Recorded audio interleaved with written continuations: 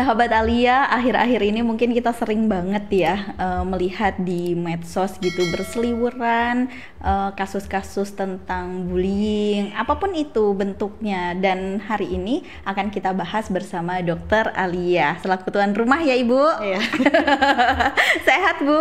Alhamdulillah. Gimana Mbak Kiki? Alhamdulillah sehat juga. Nah emang zaman sekarang kok kayaknya lebih sering banget ya. Apakah memang sebenarnya udah dari dulu bullying ini terjadi? Iya, baik. Bullying itu kan memang sebenarnya dari zaman dulu tuh sudah ada ya. Cuman sekarang ini jadi fokus perhatian baik di sosmed maupun di media massa karena pelaku dan korbannya lebih kecil-kecil ya. Kemudian terjadi di lingkungan yang orang pikir aman, sekolah ya, Iya.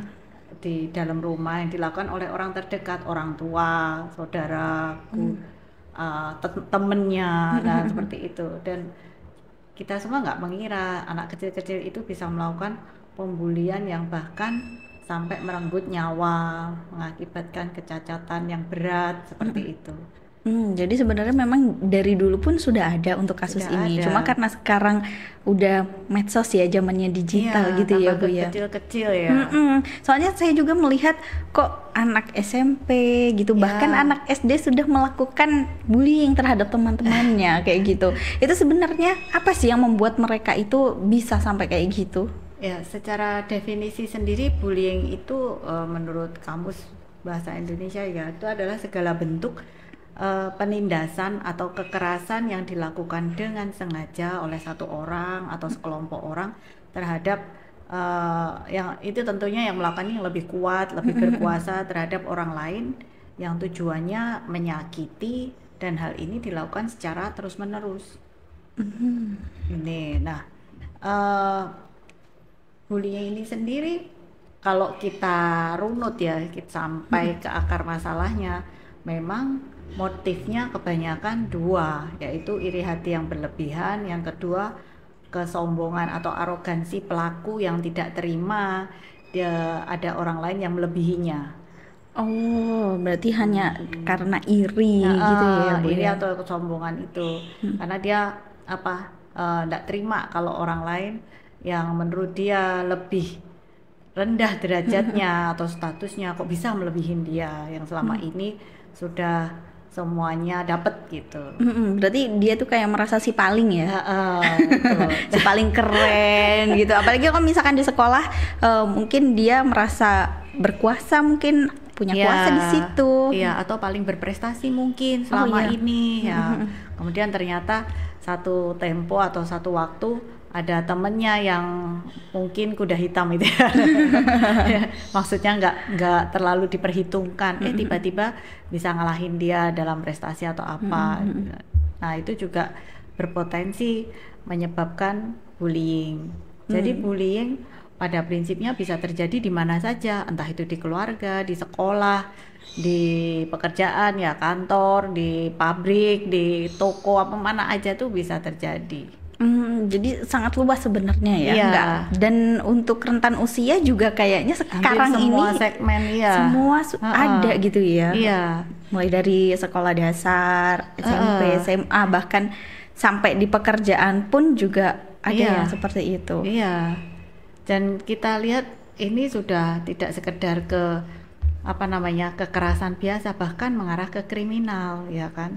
Oh iya, beberapa kasus yang lalu juga Iya. kan sampai si pelakunya ini pun juga jadi tersangka gitu ya. Iya, karena kan walaupun usianya mungkin masih belum masuk usia apa yang di undang-undang pidana ya untuk masuk pelaku pidana, tapi yang diperbuatnya ngeri sekali sampai menyebabkan ya itu tadi luka berat, cacat, bahkan meninggal.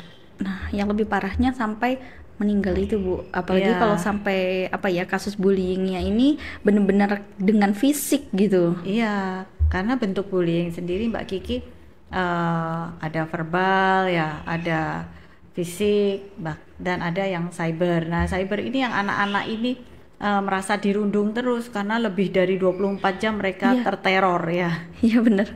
Dia kayak buka HP takut akhirnya. Iya, karena pada zaman sekarang semua serba pakai HP. Ya kan, kalau bullying verbal ataupun fisik, kalau di sekolah atau di kantor atau di tempat kerja gitu kan, kalau kita datang karena kerja atau sekolah kena perlakuan seperti itu. Tapi kalau itu kan sudah jamnya selesai, pulang sekolah atau pulang kantor kan sudah selesai, nggak akan dilakukan pembulian. Tapi kalau di cyber kan terjadi terus. Iya. Iya, mau kita kenal nggak kenal, nah bisa dikomentarin yang julid-julid, yang menghina-menghina, ya kan, kayak gitu. Berarti yang lebih parah ini yang cyberbullying Iya, ini ya, Bu yang ya? cyberbullying ini. Dan bullying sekarang kombinasi ya, nggak sekedar verbal aja, fisik aja gitu ya. Iya. Kombinasi. Iya, kombinasi. Kirain kombinasi cuma ada warna baju sama kerudung gitu aja. Ternyata bullying juga ada kombinasinya ya, Bu ya. Berarti selain kombinasi itu maksudnya mungkin ada fisik, ada juga yang nonverbal itu. Fisik, verbal maupun cyber itu dikerjakan semua oleh anak-anak zaman sekarang. Iya, dan semua sosmed ya, mau Twitter, mau IG, mau apa namanya TikTok, semua kan mereka pakai akun. Dan satu orang zaman sekarang nggak cuma satu akun, mereka banyak menciptakan fake akun ya. Oh iya. Nah, Untuk jadi, menjatuhkan si lawannya itu tadi. Iya. Nah, bahkan kemudian mereka punya komunitas-komunitas yang ya zaman sekarang bolo-boloan ya. Wah, tambah ya. Iya. Sebenarnya bukan zaman sekarang aja ya, Bu ya. Dari dulu juga ada ya. Jadi kalau orang ada yang nggak suka, terus tiba-tiba ada orang juga yang mengajak untuk tidak suka dengan orang itu. Betul. Itu kan termasuk juga ajakan untuk membuli nggak sih, Bu? Ya, memang hal ini memang harus segera diputus ya, karena ini kan rantai toksik ya. Iya, benar-benar. Yang berkelanjutan harus berhenti di begitu kita melihat ini indikasi bully yang harus segera kita hentikan. Ini tentu cara menghentikannya tergantung situasi, kondisi, dan kasus yang kita hadapi saat itu. Satu kasus dengan kasus yang lain mungkin penanganannya tidak sama. Jadi perlunya kita mendalami lah kasus per kasus ini supaya tidak keliru mengambil tindakan. Iya, karena zaman sekarang korban bullying ini jangan-jangan dia juga awalnya pelaku gitu. Nah, itu sebenarnya memang untuk menangani kasus bullying ini memang kita harus tahu rututan alur ceritanya gitu ya, dari beberapa sisi gitu. Iya, maka dari itu, karena baik pelaku maupun korban, kalau kita mendalami sampai betul-betul ya, itu mesti mereka membawa latar belakang pribadi ya, maksud saya pola asuh masing-masing yang menyebabkan satu peristiwa ini terjadi, dan bagaimana mereka merespon terhadap bullying ini, baik pelaku maupun korban. Karena kadang-kadang korban juga sebenarnya mungkin dia pelaku, tapi karena pinter playing victim jadi bisa jadi korban pada aslinya pelaku. Yang pelaku pun mungkin ya itu tadi, ini ruwet gitu loh. Jadi ini harus menghadirkan orang tua atau pengasuh yang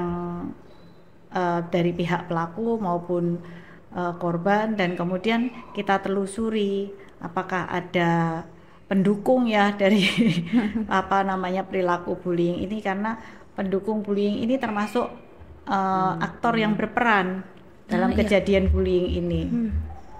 Nah, aktor-aktor dalam perkara bullying ini selain pelaku dan asistennya, selain korban, itu kan juga ada yang pasif maupun aktif, pengamat atau standers. Malahan ada juga mungkin yang seperti tidak peduli kayak gitu ya, Bu. Iya. Karena pengamat yang sekitarnya itu juga khawatir kalau jadi target berikut, jadi mending aku ngikut aja, maksudnya diam aja. Nah, ini kan sudah tambah bikin berat masalah ini, karena akhirnya jadi bagaimana ya, jadi ini perilaku sosial yang wajar kok ternyata kalau ada bullying atau kekerasan seperti ini. Karena mereka tidak ingin jadi target selanjutnya, jadi mereka membiarkan aja, ini asal bukan saya yang kena akhirnya. Jadi lebih ke cari aman. Iya, nah ini kan akhirnya kan lanjut terus kan, nggak Oke, akan Bu. ada selesainya.